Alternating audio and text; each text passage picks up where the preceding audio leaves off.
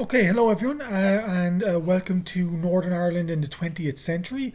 My name is Caoimhín de Barra, and I am going to be your course instructor this semester. And apologies that I couldn't be there for our first class. Unfortunately, events have taken me elsewhere, but I figured this was a good way to give you a brief introduction into what we are going to be doing over the course of our semester. So my name is Caoimhín de Barra. I am Associate Professor for History here at Gonzaga University, with a focus in particular on Irish and British history, and obviously Northern Ireland being a big part of that. I'm also the Fulbright faculty mentor on campus, so if you're ever interested in applying to Fulbright at some stage, come talk to me and let me know, and we can. My job basically is to help you prepare the best Fulbright application that we can, and so I'd be very interested in talking to you about that. I figured basically that the good introduction to this class, and what I usually would do for our first class anyway, is tell you guys a little bit about myself as a professor, and then a little bit about what my expectations are for all of you for the next couple of months. So, what kind of professor am I? So, what kind of class have you signed up for? A lot of my students in the past have described my style as, certainly grading style, as tough but fair. I believe I am very clear in what I am looking for in any assignment. There's always a detailed kind of rubric outlining what I'm looking for, and basically, if you stick to the rubric, you will do well.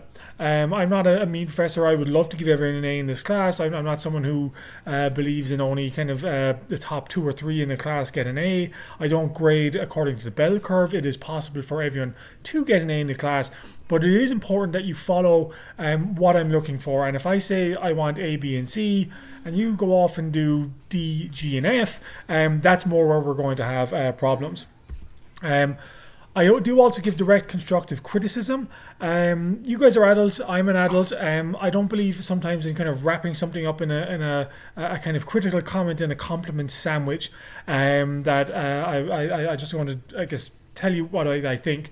I'm not going to be mean or anything like that. I'm not going to say like, oh, this is fucking stupid. How could you have written that? It's not going to be as blunt or anything as that. But it will be direct sometimes. Obviously, with a view to helping you improve as a writer and a thinker. Very willing to help students, and a couple of you guys have taken classes with me before will hopefully understand and know that as well. But if you ever have a problem, any concern or anything like that, please come and talk to me. I know I might not look like the friendliest person, and again, I'm aware I'm not on camera at the moment, so maybe some of you guys don't even know what I look like at the moment. But my job is obviously to help prepare you for this class, but obviously for life itself. And I am very willing and able to do that. So if you ever have an issue, please come talk to me, and hopefully I can do whatever I can to sort the issue out for you. Class has no additional cost. There is no extra textbooks or assigned readings. That what we're doing in class is the class and the lecture notes, which are uploaded onto Canvas. Those are all you need to do well in this course. Now, I will say one other thing. A big part of this class is also a research paper, and I do expect you to read the books that you are writing your research paper on, and you have to read at least 2 books, which I'll say more on in a second. But I do not expect you to buy the books. You can get all of these books on interlibrary loan, and so that's something you can certainly do. So there is no extra cost for attending my class. I usually am pretty good at responding to student emails as soon as possible. If you don't hear back from me within 48 hours, maybe just send a follow-up email, because it's usually maybe it's fallen through the cracks. But usually I will respond in the same day, or at least the next day when you send an email. Similarly, I do try and grade assignments as soon as possible. Again, sometimes this kind of varies. My ability to do this varies. But a lot of times you'll find if you turn in an assignment on Saturday, it will be graded by Monday or Tuesday. So I do try and grade things quickly. And I believe in student accountability. Gonzaga obviously is a very nice university, and some of the faculty here at Gonzaga are very nice, and would I guess basically have a tough time reporting a student if they felt a student was acting in an improper manner. I do not. I absolutely believe in holding students to account if and when it merits this. So if I think you've plagiarized something, if I think you've used AI or anything like that, I will firstly I will call you out, and I will also report you if I believe the evidence merits it to the Academic Integrity Board. And I am also a member of the Academic Integrity Board, and so that is something that I in particular take seriously. However, this kind of goes both ways as well. That you also can be honest with me and direct with me about why you maybe haven't an assignment turned in on time. For example, let's say there's a paper due on Saturday, and Saturday comes and goes, and you don't submit the paper, and then you come talk to me in my office hours the following Tuesday, and you say, Professor DeBarra, I'm going to be honest with you. I was going to do the assignment on Friday night. But then my friend showed up and he had a big bag of cocaine, and basically I just went on a cocaine binge with him, and I've no idea where I've been for the last 72 hours. Can I please get an extension on my paper? And I will say, well, I feel you were being honest with me, and yes, you can have an extension on your paper. So again, if you want to be honest with me, and I feel you're being honest with me, you will find that you get a great deal of latitude from me in that sense. But a cocaine binge in Canada is only a kind of once a semester kind of thing. It's not every assignment. What are we trying to do in this course? Very briefly, because obviously we're going to talk about this in class as well, but obviously learn about the causes, course and conclusion to the Northern Irish conflict, which ended in 1998. So our course focuses mostly on Northern Ireland in the 20th century, although our first lecture will predate the 20th century. Become aware of important interpretive questions in Northern Irish history. Northern Ireland still is a very divided society between those of the Protestant Unionist tradition and the Catholic Nationalist tradition. And we want to understand, I guess, where both sides are coming from in any kind of any historical question. Firstly, I am Irish, but I'm also, I guess, from the Catholic Nationalist tradition. I'm not from Northern Ireland itself. I'm actually from a place called Cork, which is about as far as you can get from Northern Ireland on the island of Ireland. But culturally, I guess I do come from one side, but I do try and present both sides objectively.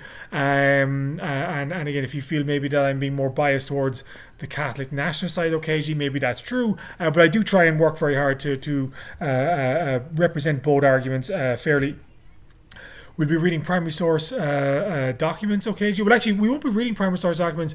We will instead be looking at a lot of videos and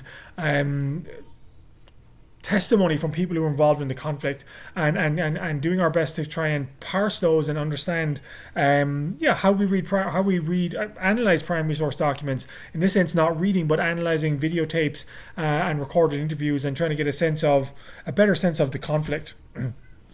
Enhance your writing skills. This is obviously a writing enriched class, and so this is an important part where hopefully you guys will be better writers at the end of the course than you were coming in. And again, there's nothing wrong with improving your writing skills. I'm 40 years of age. I would still say I need to improve and enhance my own writing skills. It's never something you completely master and say you are done. There's always room for improvement. And develop critical thinking skills that will be of benefit to you in all walks of life. If this actually was a class and meeting, I would have you guys do the Republican Convention, which is kind of basically a math problem, and it's a math problem actually with a very simple solution, but it's basically addition and subtraction, but a lot of people struggle with it. Anyway, so I'll give you guys the answer. Basically, you get Donald Trump and Ted Cruz across first, so that's 2 minutes. Donald Trump comes back, that's 3 minutes. Ben Carson and Chris Christie then cross together, that's 13 minutes. Ted Cruz comes back is 17 minutes, and Ted Cruz and Donald Trump cross together in 17 minutes. So that saved us about 20 minutes of classroom discussion right there. How can they all cross in 17 minutes? Well, I just told you. A little bit about the course requirements. So what exactly are you going to be assessed on and graded on in this class? Firstly, attendance. I do expect students to attend class, every class. Different professors have different policies on this, and that's great and good for them if they don't keep attendance, or attendance is optional, but attendance is not optional for me. You can miss up to 4 classes without, I guess, getting into significant trouble, but if you miss more than 4 classes, this will eventually lead to a V grade. So I guess if you miss a 5th class, you will fail the class because you haven't come to class enough. So it behooves you, I guess, to attend classes. And there is actually an extra credit I do offer for all students who attend class with an extra 5% towards your final grade. So again, a pretty substantial extra credit in that sense. So if you attend class every day, that's 5% in the back of your pocket before you do anything else for my class. I will also say really quickly as well that I do also offer a student's ability to take class through Zoom. Not every day. Students have 3 Zoom classes throughout the semester. So I advise you to kind of save those Zoom days wisely for when you're sick or not feeling it or something.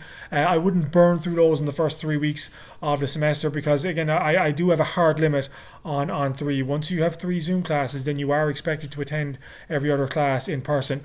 But if you do attend by Zoom, that also counts as having participated. So even though you might not physically have been in the room that day, you were able to log in and join the class via Zoom. That also counts as participate, as attending.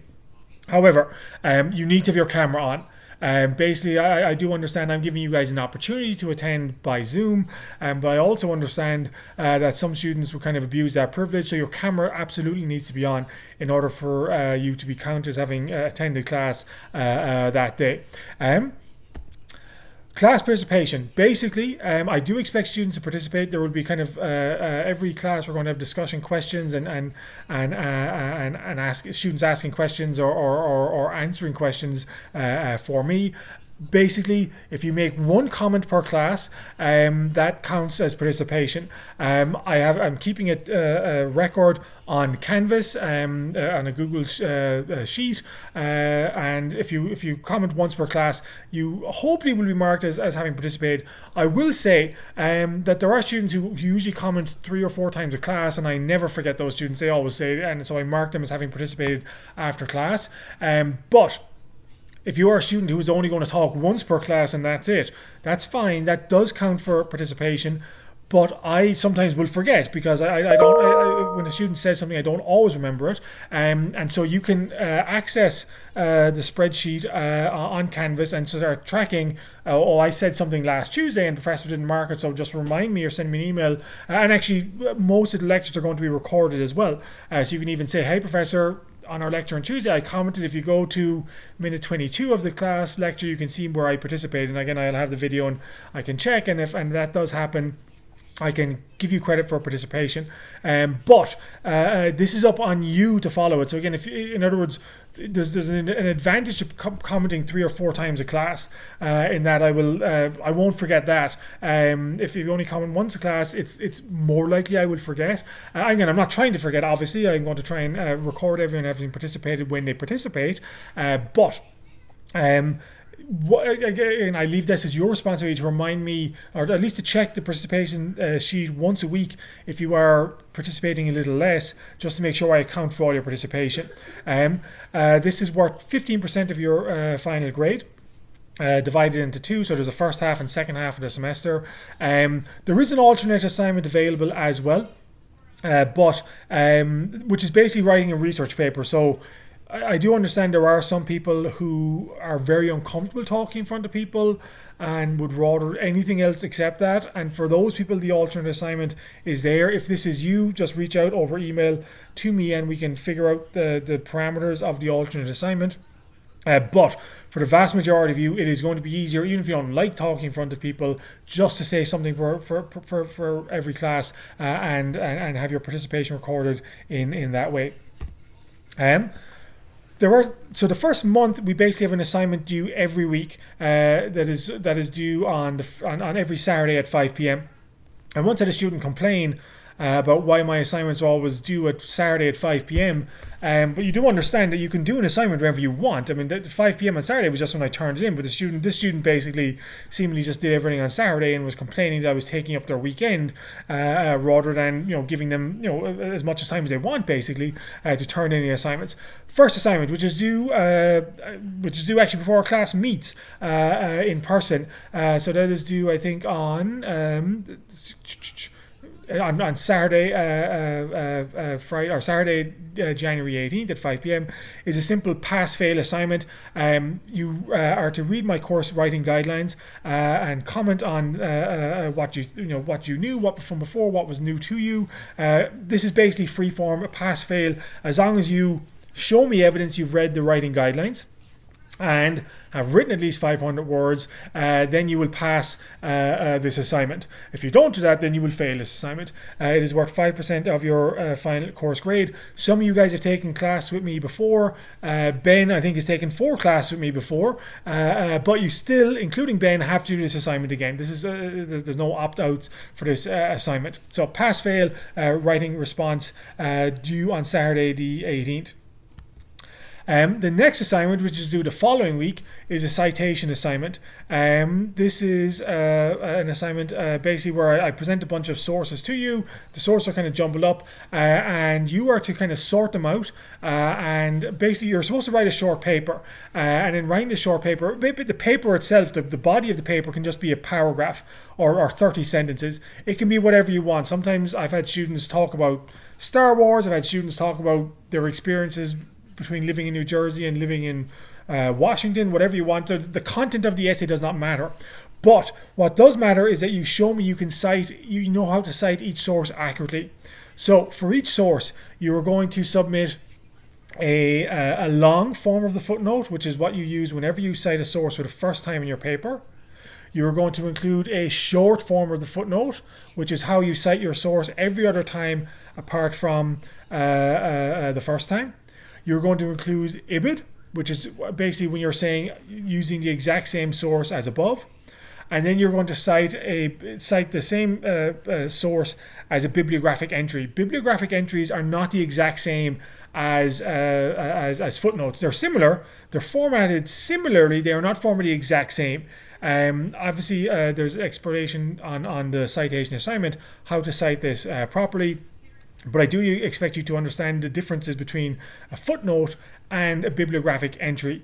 So you are to write basically 30 sentences, whatever you want. At the end of each sentence, you're supposed to insert one footnote using one of the 10 sources, and so that you'll cite each source 3 times.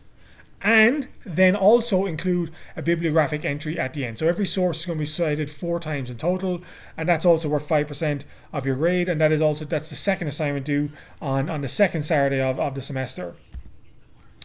The third assignment is the editing assignment. Basically, I present you a document that has 100 hours in it. There's 50 lines, 100 hours in it, so 2 hours per line. Based on the writing guidelines that you will have done 2 weeks earlier, you should have a better idea should have a good idea about what exactly I'm looking for. Some of it is misspellings. Some of it is grammatical errors. Some of it is, for example, I might use a book title and I don't cite the book, I don't italicize the book title, but I expect you to correct that mistake and to italicize it. Sometimes it's context. For example, if we're talking about Northern Ireland and I mentioned in passing the Queen of China, the Queen of China doesn't really make sense in the context of what we're talking about, and so this is up to you to pick out some of the context errors. Well, there are only a couple of context errors, but I do want you to read the information on the source just to make sure. So not just looking for errors, grammatical errors or spelling errors, but also looking for some context errors as well. Again, also worth 5%. This is due on the 3rd week of the semester. I guess I'll skip this in a second, and then the feedback assignment. Oh, sorry, no, this is I'm going. There's also a paper proposal. Sorry, the paper proposal. I guess I don't know why I don't have a slide for this. The paper proposal is due on the 4th week of the semester. This is basically a 500-word outline explaining what your research paper is going to be on for this class. So again, this class is writing enriched. The main way in which it's going to be assessed, or at least one of the main assignments, is a research paper. And I want you to decide pretty early on in the semester, so by the 4th week of the semester, I want you to decide what you are going to be writing your research paper on. So the research paper proposal, is at least 500 words. You have to have all your sources have to be academically sound. They have to be peer reviewed. So again, not just like Wikipedia would not be a good source for a paper like this. They either need to be articles published in journals or books. They're not supposed to be, here's this website that some guy writing a blog put together or anything like that. So at least 5 sources, and at least 2 of these sources need to be books. And this is obviously, these are the rules for both your research paper proposal and obviously the research paper itself. And so you should really be thinking pretty early on in the semester what you want your research paper to be about. What I will say is that obviously this is due at the end of the at the end of the first month. So this is our 4th week assignment. If you don't have if you change your mind afterwards and want to do a different paper, that is totally fine. So again, there is still wiggle room that you can do a paper on something else. But I want you thinking, at least within the first 3 or 4 weeks, about here's what a paper would be about. And if you can't come up with a better topic after that, well, then you should write your paper on what your research proposal was about. Although again, there's no ironclad commitment to doing this. You can change your mind afterwards, so long as your research paper meets the same requirements. Then we have 2 exams, a midterm exam and a final exam. Both of these are ID exams. ID exams are basically where I give you a term and you are to answer in 1 or 2 sentences what that term is about. I have the picture of the no bullshit sign here because you can't really bullshit this exam. There is no multiple choice. Basically you either know the information or you don't. You don't need to sweat it. I guess in some ways I already will have a document that has all the answers both for the midterm and the final exam on it. So for both exams, I give you a list of 40 ID terms with the terms already defined, so you don't need to do any extra research for it.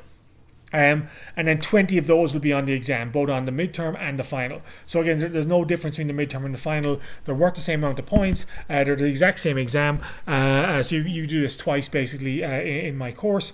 And each one is worth 12.5% of the exam. Finally, I guess the research paper. The first draft is due, I believe, at the very end of March. So again, this is just to be very clear. You are hopefully going to have a paper proposed to me by mid-February, but then that is only really leaving 6-7 weeks to actually go write the paper, because the first draft is due again the end of March, and that might seem a little early, but to be honest, there's a reason this is a writing enriched class. We're asking students to modify and evaluate their work. The single biggest piece of advice I can give you on this research paper is make a good effort to turn in as good a first draft as possible in your first draft on I think March 29th is the deadline. The reason I say this is that there are some students every year, and again I had 3 or 4 in my French history course last fall, where their first draft is such a good effort. I say, okay, you really don't need to change a whole lot about this. This will suffice for your final draft as well. That's what you really should aspire to. You have to think smarter, and so if that means you have to do more work over the course of February and March to turn in a good research paper at the end of March, so be it, because then you're essentially free from doing further work on it in April. If you turn in horseshit, then you're going to be working in April as well. And I do understand that some students have the mindset that, leave everything to the last minute and figure it all out. But that is not really what you should be aspiring to in this class. You want to turn in as good a draft as possible in March 29th. And then so the ideal is that when I'm giving feedback, I'm kind of offering you advice how to tweak things or maybe slightly edit the paper. If I'm telling you need to rewrite this paper substantially, in some ways you're losing some of the what this class is about. Or if your third draft of the paper does not really resemble your first draft because your first draft was so bad, you're not really getting fully what the feedback kind of experience is supposed to be about. So 3 drafts in the semester. The first draft is due March 29th. So again, you should really be thinking very early on what you want your research paper on, and then go ahead and do it. Again, I've said the source before. You have to use at least 5 sources. These sources must be peer reviewed. So again, these are either published articles in journals or these are books that have been published. They have the source, or the research paper has to be at least 3,000 words. Again, 3,000 words minimum. You can do a maximum of whatever you want. My class last semester of French history, I think some students did 5,000, and that's not a problem. If you have a lot you want to say about a topic, that is fine. Although with a quick caveat that sometimes students will maybe turn in 5,000 words, and some of my feedback to them might be, look, 1,000 words of what you have turned in isn't really relevant to answering the central research question you've put forward, and therefore you can cut it. And so again, I'm not saying I will automatically say that some of it can be very relevant, but if you turn information that is beyond the 3,000 word line but is not helping you actually write your paper, then I will tell you to drop it, or not to drop the paper, but drop those 600-700 words for the final draft. And the combined worth to your grade is 20%. And sorry, forgive me, my son is in the background, so he's occasionally calling out for his mother. But we are going to drive on and finish this video.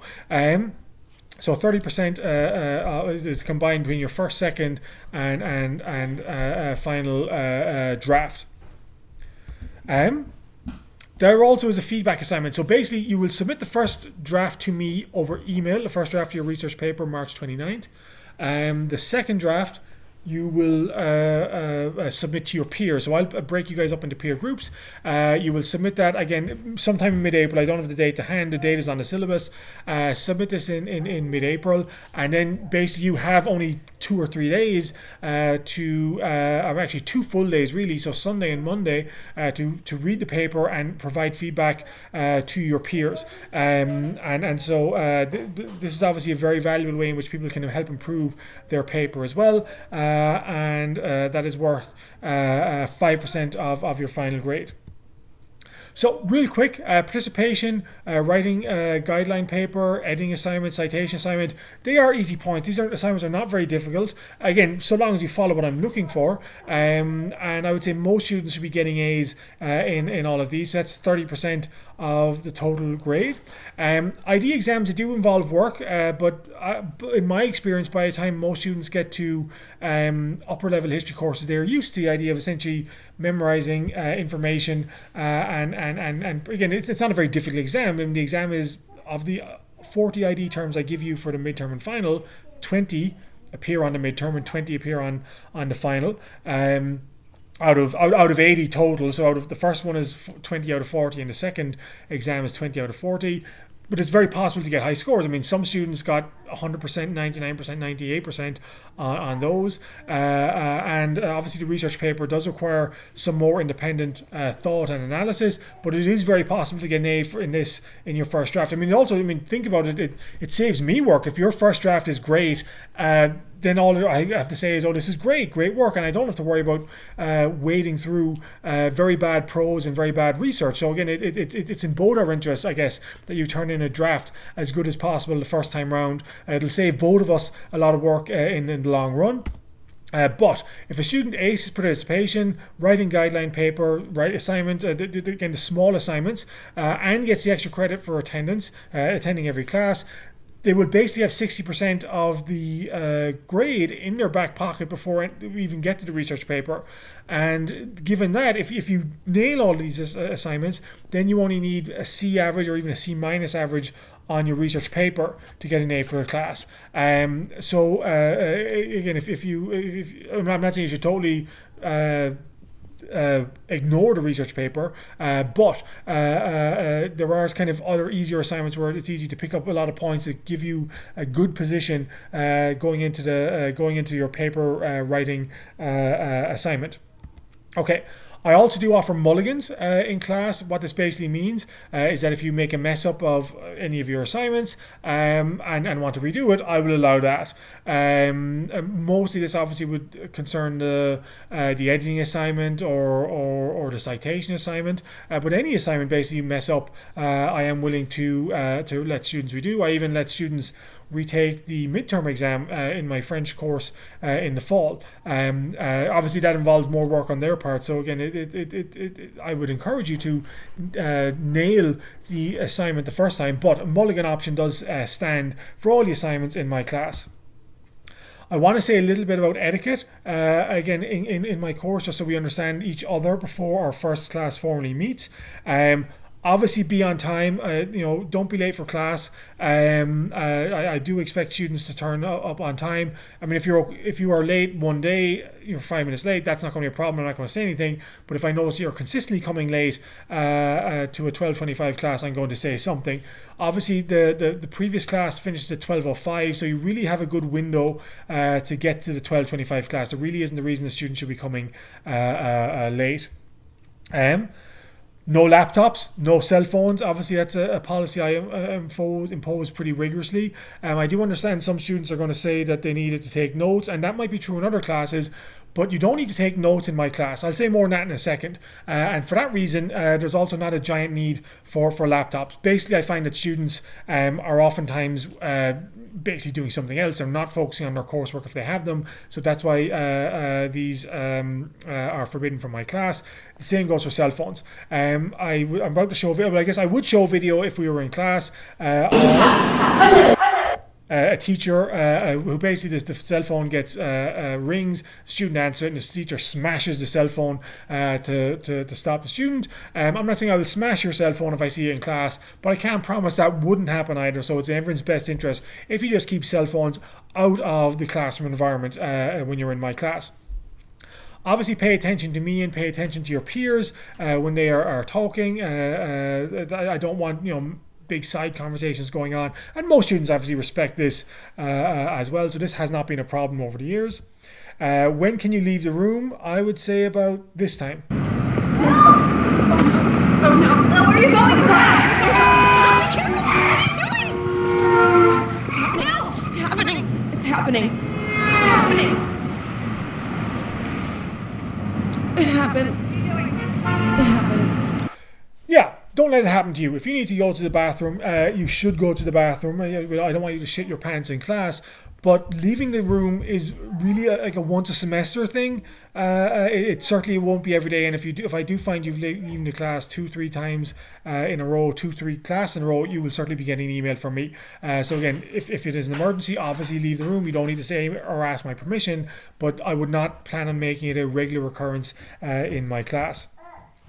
I want to say something very brief about writing expectations. Obviously, this goes for every class. Please take care with any written work submitted to me, especially as this is a writing enriched class. Proper grammar, correct spelling, accurate punctuation, etc. are all very important. So again, please make sure that you're taking the time to get all these things correct. Obviously, in our day and age, most of you guys are going to be writing typing essays in Word, etc. So there are tools to help you with that as well. For this class and all history classes, we use the Chicago Manual of Style for citation. And here we go. Here's a lesson again. So use the Chicago Manual of Style for guidance on how to cite a source correctly. And I forgot the why. So even that goes for me as well. I need to do a better job of proofreading my slides. But when it comes to submitting footnotes and bibliographic entries and an essay, you can use a Chicago Manual of Style.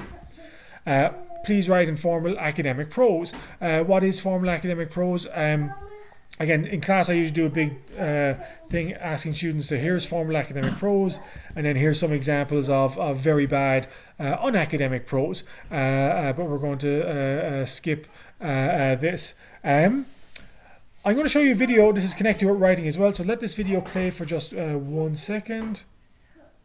Although actually, now that I'm thinking of it, I don't know, is the sound actually playing in our video? Let me talk to you about retirement. The 401k is the most sound way to go. Let's talk asset allocation. Sure. You seem knowledgeable, professional. Would you trust me as your financial advisor? I would. I would indeed. Well, let's be clear here. I'm actually a DJ.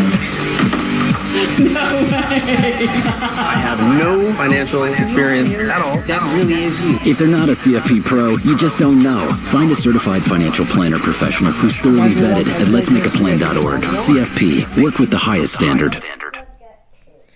Okay, so hopefully that the sound in that video played. If it didn't, I do apologize. But the basic point was that you can be whatever you want to be in all walks of life, but it's important that, like the guy in the wearing the suit, in fact, I would say writing style is very similar to dress code. That we all understand there's a dress code in life. That there's white tie, black tie, business casual, Walmart at midnight, kind of ways of dressing, and the same way there is how you would send a text to your friend would differ from an email to your mother, which would be different again from an email to me, which would be different again from a formal paper turned in for credit in a college course. And just to bear that in mind. The last point of showing that video is that you can, curse like a sailor, etc. When you're texting your friends. That is totally fine, no issue with that at all. But that you need to put on the suit when you're writing your formal papers for college courses. You need to understand how to do that, and part of my job is teaching you guys how to do that.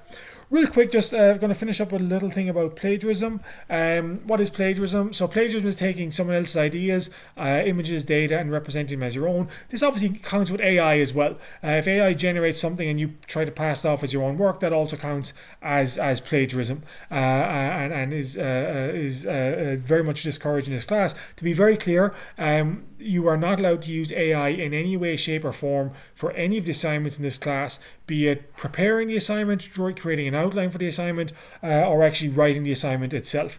So just want to be very clear with that up front.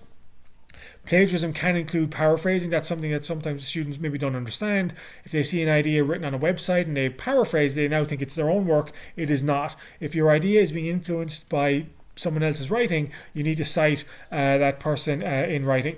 I do have to say that in upper level courses, I have not really come across plagiarism or really too much AI use in classes. Under lower level courses, that kind of stuff is a bit more common.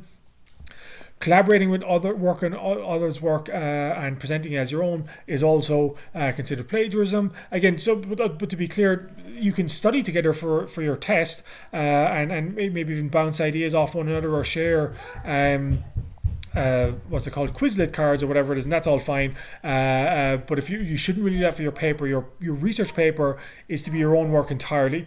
But again, collaborating for preparing for a study exam is different, because you're not presenting your work. That's in other words, in the exam. That's when you do the work in the exam itself, and that differs from a research paper which you prepare ahead of time. And we will leave it there. So again, thank you very, very much. If you have any questions, please send me an email at debarra@gonzaga.edu. And I look forward to meeting you guys in person in our first lecture starting next week. And so we're diving right into lectures, Northern Ireland before the 20th century. Okay, thank you guys very much, and I will talk to you soon.